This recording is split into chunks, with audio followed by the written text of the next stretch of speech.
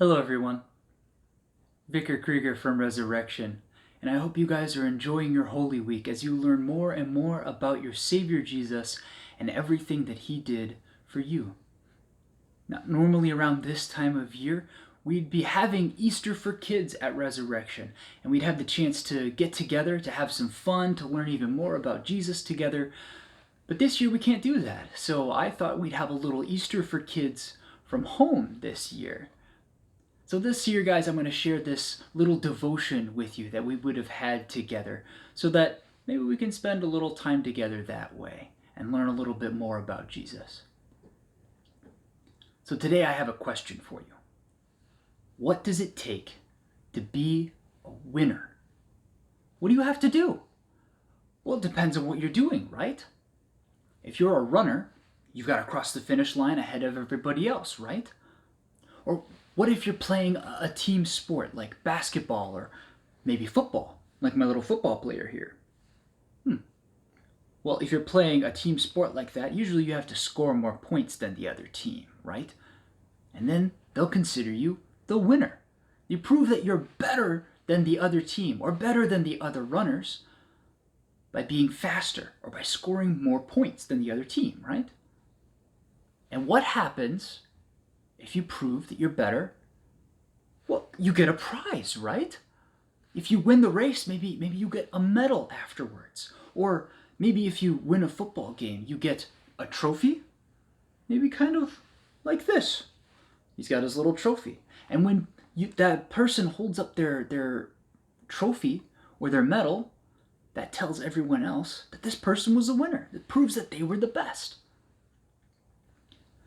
But today we're learning about a different kind of prize and a different kind of winner too. See, the prize we're talking about today isn't a trophy, and it's not a medal. It's eternal life. And the winner? Well, it's you. Today you're a winner, but it's not because you won anything yourself. It's because somebody else won something for you. Yesterday was Good Friday, and we spend the day learning about what happened to Jesus on that day, how he lost all of his friends, how his disciples ran away when he was arrested, and how Jesus was beaten, how he was hurt and hit by people who thought that he was a threat to them, how Jesus was crucified, how he stretched out his hands and had nails driven through them, how he had a nail driven through his feet, and then died and was buried in a tomb. After all those things, it doesn't really seem like Jesus is much of a winner, right? Kind of the opposite. Seems like Jesus is a loser. But we know something different. Because today, the day between Good Friday and Easter, Jesus is lying in the tomb. It looks like he's lost. But tomorrow, we know Jesus is going to rise again from the dead. And when he does, he proves that he's actually the winner. That he won the victory over some pretty scary enemies like sin or death or even the devil. But Jesus didn't win that victory just so that he could get the prize.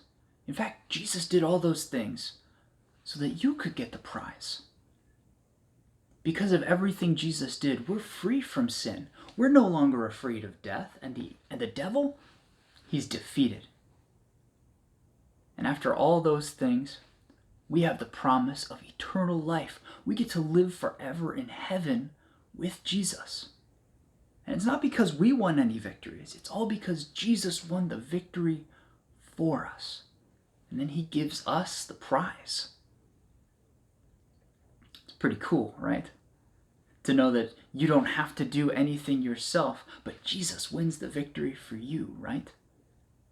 It's pretty different. It's not like a football player who has to play his very best football so that his team can win, right? Instead, Jesus suffers and dies in our place. Jesus looks like he loses, but on Easter Sunday, he proves that he was the winner all along. And he wasn't just the winner for himself. He was the winner for you. You get to be the victor along with Jesus, and you get the prize of eternal life. How cool is that? Let's pray. Dear Jesus, when you died on the cross for us and were buried in a tomb, it looked like you had lost against sin, death, and the devil. But when you rose again on Easter Day, you showed the world that you had won and that we were winners of eternal life because of you.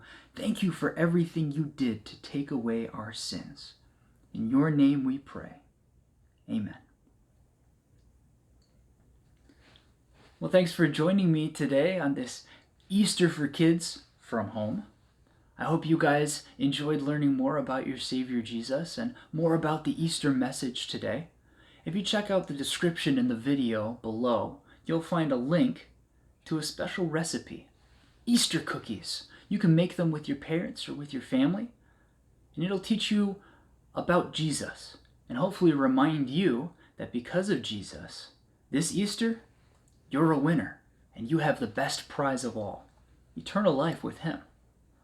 Thanks again for joining me. I hope you guys have a wonderful Easter. Take care.